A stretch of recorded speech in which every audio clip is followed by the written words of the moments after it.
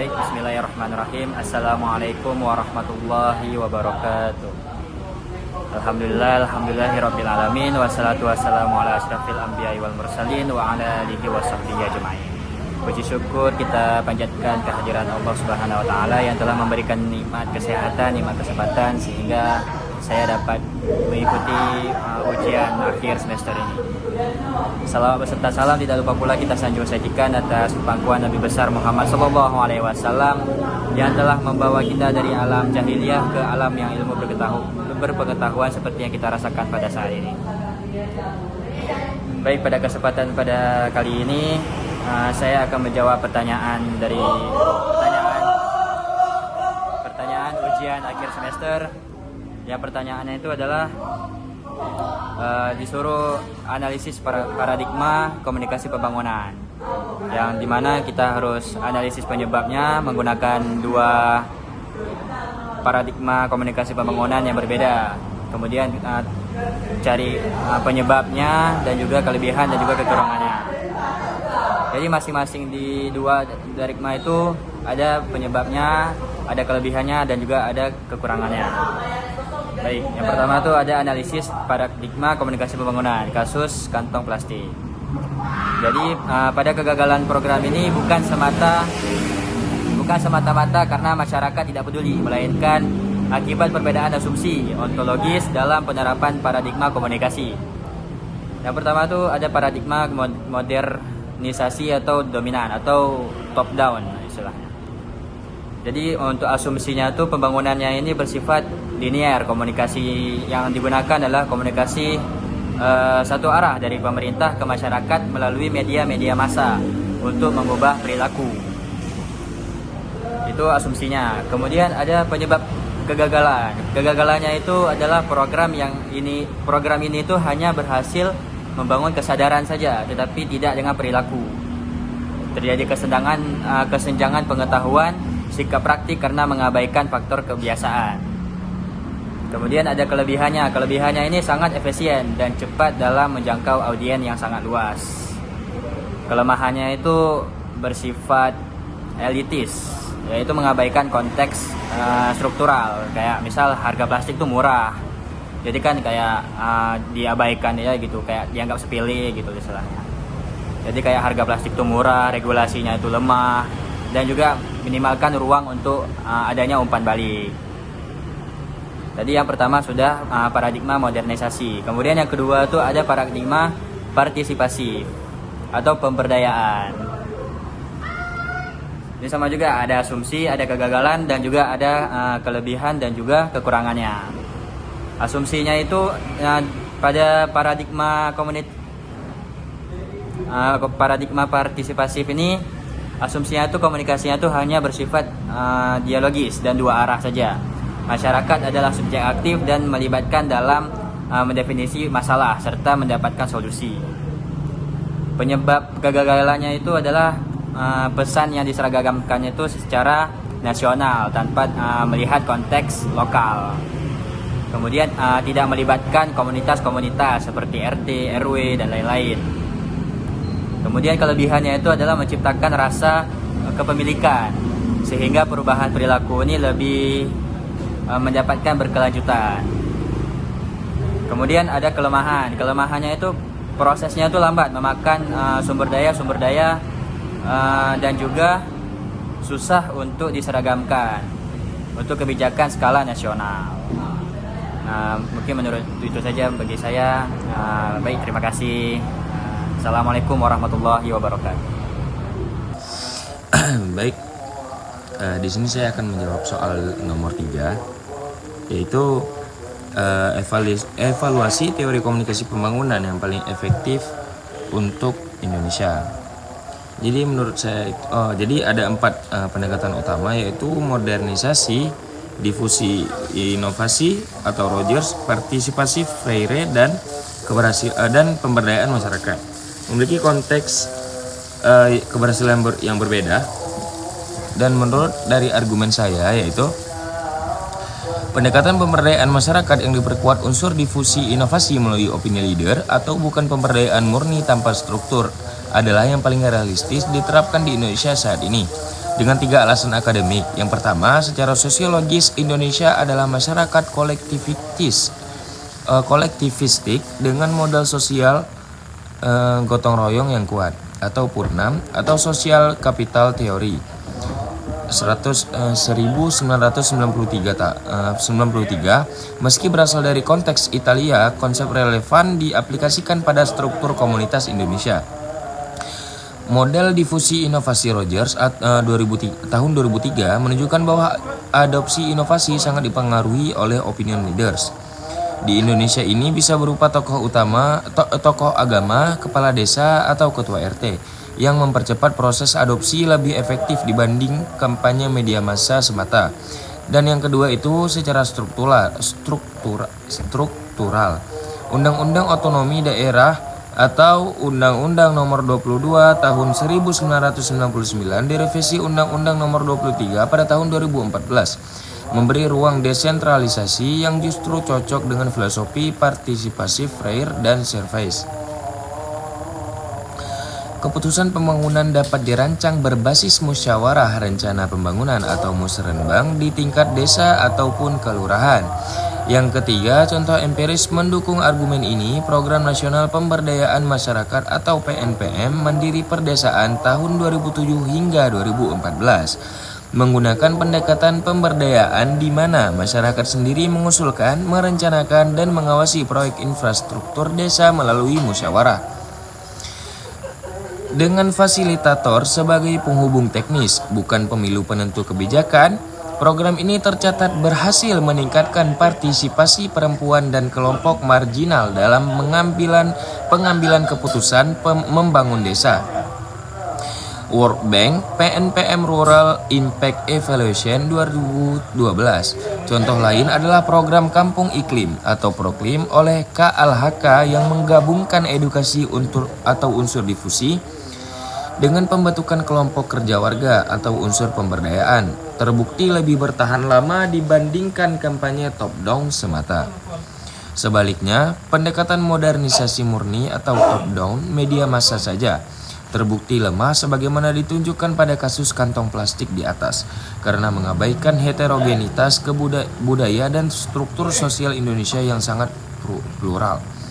Atau Surface Communication for Development One World Multiple Cultures 1999 secara eksplisit mengkritik universalisme paradigma modernisasi untuk konteks negara berkembang yang beragam. Demikian jawaban dari saya, semoga bermanfaat dari apa yang telah saya sampaikan tadi. Dan saya mohon maaf jika ada salah saya dalam kata-kata penyampaian ini, saya mohon maaf. Wabillahi taufiq wal hidayah. Wassalamualaikum warahmatullahi wabarakatuh. Assalamualaikum warahmatullahi wabarakatuh. Perkenalkan, nama saya Muhammad Mubarak. Pada video kali ini saya ingin menjelaskan tentang rancangan strategi komunikasi pembangunan dengan tema pengelolaan sampah rumah tangga. Jadi pengelolaan sampah rumah tangga sangat diperlukan dikarenakan sampah rumah tangga itu dikeluarkan atau diproduksi setiap harinya, yang mana menjadi kekhawatiran dari lingkungan, kesehatan, dan kenyamanan masyarakat. Tujuan komunikasi ini dapat membangun ritme pengelolaan sampah di kalangan ibu-ibu rumah tangga, yang mana ketika ingin membuang sampah dianjurkan masyarakat dapat memilih sampah sebelum dibuang. Adapun cara menyampaikannya yaitu diantaranya ada di media digital, yaitu bisa di handphone atau media sosial seperti grup WhatsApp, Facebook, Instagram, TikTok, dan YouTube. Adapun cara untuk mengevaluasinya yaitu dari pihak aparatur desa dapat melakukan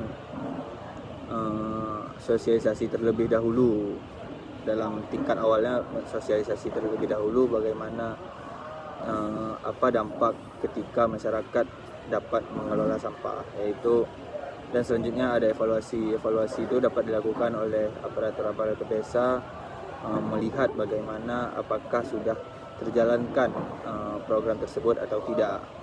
Mungkin hanya seperti itu jawaban singkat saya. Assalamualaikum warahmatullahi wabarakatuh.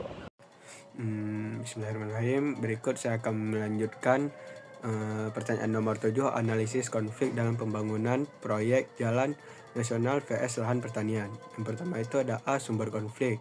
Konflik muncul karena adanya perbedaan kepentingan antara pemerintah dan petani. Pemerintah memprioritaskan pembangunan jalan untuk kepentingan umum, sedangkan petani menganggap lahan sebagai sumber mata pencaharian dan bagian dari kehidupan mereka. Selain itu, kurangnya komunikasi yang terbuka mengenai proses pengadaan tanah dan penilaian ganti rugi serta kompensasi yang dianggap tidak sesuai turut memperbesar konflik. Yang berikutnya B, pihak-pihak yang berkepentingan pihak yang terlibat meliputi pemerintah pusat dan daerah serta kontraktor sebagai pelaksana proyek, masyarakat petani sebagai pihak yang terdampak, tim penilai ganti rugi yang bertugas menentukan nilai kompensasi LSM atau organisasi tani sebagai pendamping masyarakat, serta media massa dan DPRD yang berperan sebagai dan menyampaikan aspirasi masyarakat. Berikut jawaban dari saya. Yang berikutnya ada C sama D, itu akan dilanjutkan sama Omar. Assalamualaikum warahmatullahi wabarakatuh. Perkenalkan, nama saya Umar Sidik. Di sini saya akan menjawab soal nomor 7, bagian nomor 3 dan nomor 4. Bagian nomor 3 yaitu bentuk komunikasi yang terjadi. Komunikasi dalam kasus ini pada awalnya bersifat satu arah. Pemerintah menyampaikan keputusan melalui rapat desa atau surat pemberitahuan tanpa memberikan ruang dialog yang cukup kepada masyarakat. Akibatnya, ketika warga merasa keberatan mereka tidak didengar, komunikasi berubah menjadi konfrontatif. Penolakan kemudian diwujudkan dalam bentuk demonstrasi, aksi protes maupun penyampaian surat penolakan secara kolektif sebagai upaya penyampaian aspirasi. Yang kemudian bagian nomor 4, dampak konflik terhadap pembangunan. Konflik yang terjadi memberikan dampak terhadap jalannya pembangunan. Dalam jangka pendek, proyek dapat mengalami keterlambatan karena adanya proses negosiasi ulang atau penyelesaian sengketa terkait pembebasan lahan. Kondisi ini juga meningkatkan biaya pelaksanaan proyek. Dalam jangka menengah, kepercayaan masyarakat terhadap pemerintah dapat menurun sehingga mempengaruhi pelaksanaan proyek berikutnya. Sementara itu, dalam jangka panjang, konflik dapat menimbulkan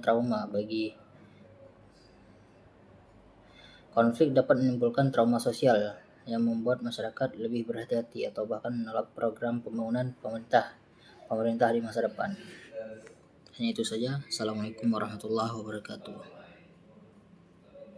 Baik, saya Rajul Khadami, saya akan menjawab jawaban nomor 9. Yang soalnya yaitu merancang model komunikasi damai konflik masyarakat lokal versus investor kawasan industri. Model ini mengadopsi kerangka resolusi konflik Johan Galtung, yaitu yang membedakan penyelesaian sengketa jangka pendek dan transformasi hubungan jangka panjang, yang dipadukan dengan model komunikasi dua arah simetri. Yang pertama yaitu tahapan komunikasi.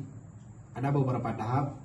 Yang pertama ada tahapan pemetaan, yaitu identifikasi akar masalah, pemetaan kepentingan dan kekhawatiran masing-masing pihak, dampak lingkungan, hilangnya lahan mata pencairan potensi lapangan kerja. Yang kedua yaitu tahap dialog awal, yaitu dipertemukan terpisah dengan masing-masing pihak untuk membangun kepercayaan sebelum dipertemukan langsung, guna menghindari eskalasi emosional di forum terbuka. Yang ketiga yaitu ada tahap negosiasi bersama joint dialog, yang mana forum musyawarah terbuka dengan fasilitator netral. Yang keempat yaitu tahap kesepakatan agreement building, yaitu perumusan kesepakatan tertulis, misalnya skema kemitraan, dan CSR, kuota tenaga kerja lokal, jaminan lingkungan. Yang tahapan terakhir yaitu tahapan monitoring dan evaluasi pasca kesepakatan untuk memastikan komitmen yang dijalankan. Yang kedua yaitu pihak yang dilibatkan. Pihak yang dilibatkan yaitu pemerintah daerah sebagai regulator dan penjamin kepastian hukum, investor atau perusahaan sebagai pihak yang mengajukan rencana pembangunan, tokoh masyarakat lokal, adat, agama, petani sebagai representasi kepentingan warga, mediator atau fasilitator independen atau akademik, dan lembaga mediasi profesional untuk menjaga realitas proses, serta LSM lingkungan atau sosial sebagai pengawasan independen agar proses tidak berat sebelah. Baik, kemudian akan dilanjutkan oleh Rifkil Fuad.